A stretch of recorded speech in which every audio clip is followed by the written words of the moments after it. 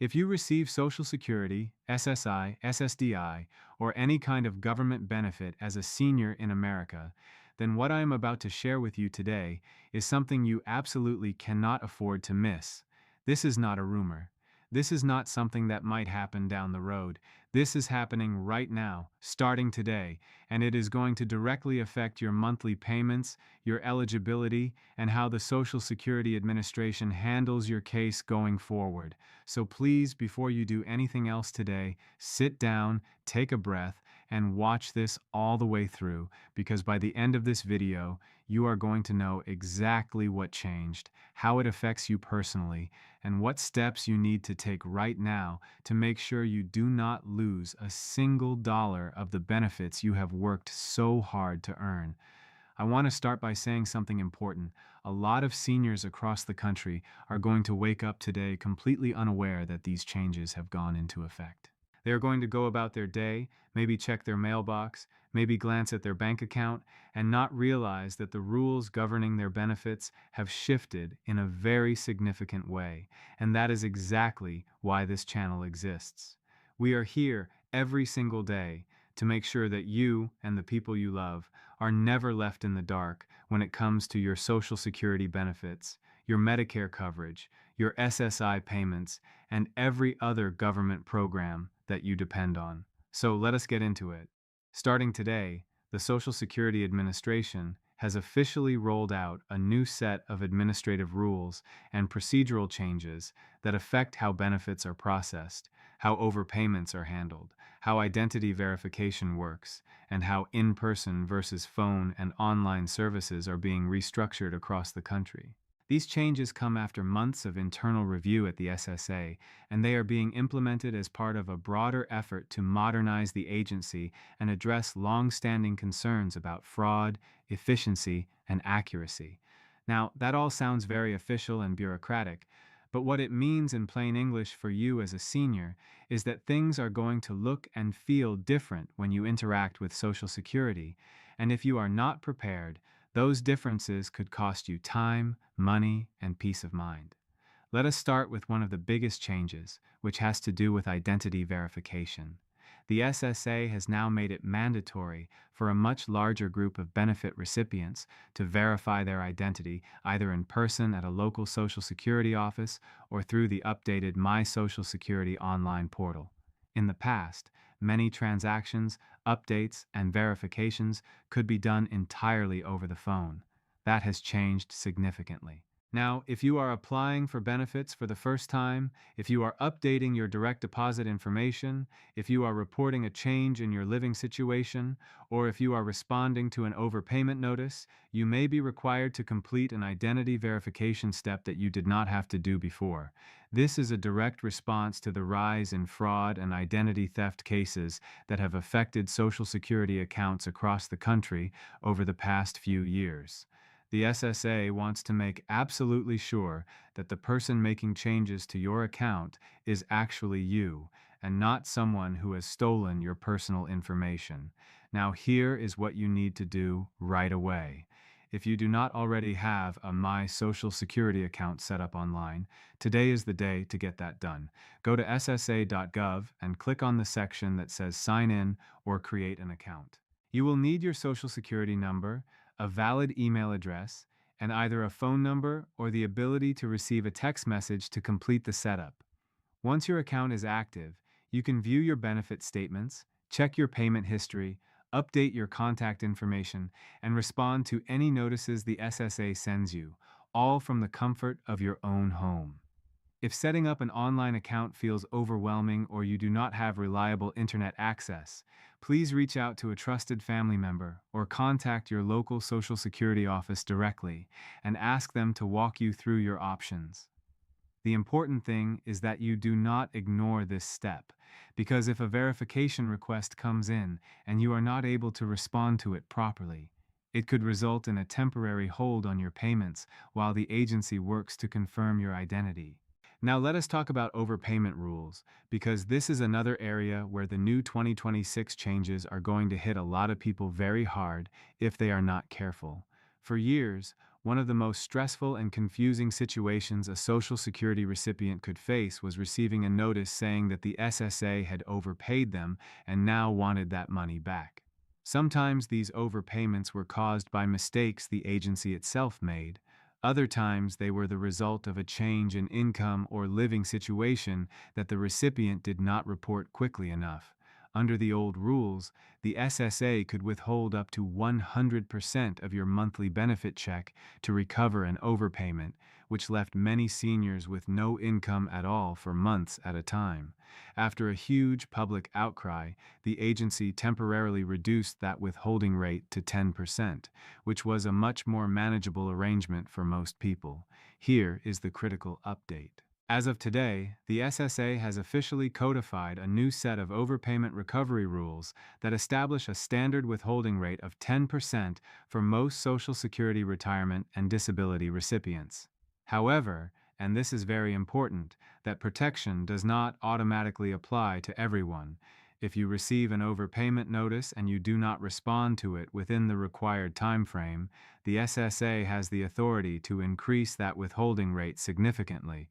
So if you receive any kind of notice in the mail from the Social Security Administration about a potential overpayment, do not set it aside, do not assume it will work itself out, and do not wait to deal with it.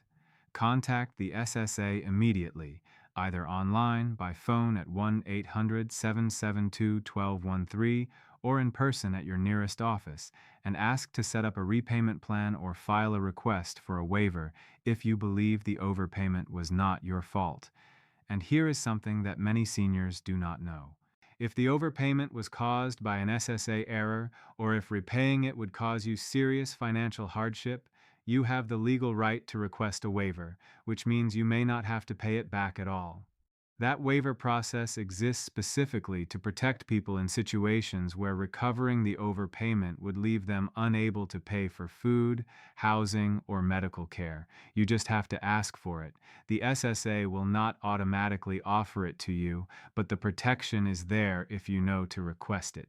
Next, let us talk about what is happening with in-person services at Social Security offices, because this is another area that has changed significantly starting today.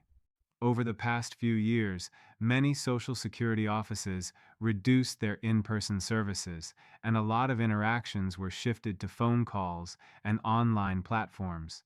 Now, as part of the 2026 restructuring, the SSA is in the process of reorganizing how local offices operate. Some offices are being consolidated, and appointment availability in certain regions has been affected.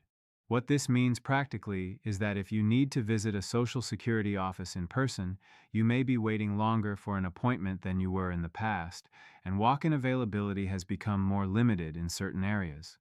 The best thing you can do right now is call your local SSA office and ask about their current appointment availability and what services they are still handling in person versus over the phone or online. Do not assume that what was true 6 months ago is still true today. Things have changed, and the sooner you know what your local office looks like in terms of access and wait times, the better prepared you will be when you actually need something done. For those of you who are on SSI, which is Supplemental Security Income, there are additional changes you need to be aware of. The SSA has updated how it counts certain types of income and resources when determining SSI eligibility. One of the positive changes is that certain food assistance and rental support provided by friends or family members is no longer being counted against your benefit amount in the same way it was before. For years, the in-kind support and maintenance rules caused a lot of confusion and even resulted in some recipients having their SSI payments reduced simply because a family member bought them groceries or let them stay in their home. The updated rules provide more flexibility here, which is genuinely good news for a lot of low-income seniors who rely on help from family to get by. However, the documentation requirements around income and resources have also become stricter in other ways. The SSA is doing more frequent and more thorough reviews of SSI recipients to make sure that everyone receiving benefits still meets the eligibility requirements. If you receive SSI and you have not had a review in a while, there is a good chance one is coming. Make sure your records are accurate and up to date. If your income has changed, if you have opened a new bank account, if you have received any kind of lump sum payment, or if your living situation has changed at all, you need to report that to the SSA as soon as possible. Failing to report changes on time is one of the most common reasons SSI recipients end up with overpayment notices, and as we just discussed, those can become very stressful situations very quickly. For those of you who receive SSDI, which is Social Security Disability Insurance, the new rules also bring some important updates around continuing disability reviews. These are the periodic checks the SSA does to confirm that recipients still meet the medical criteria for disability benefits.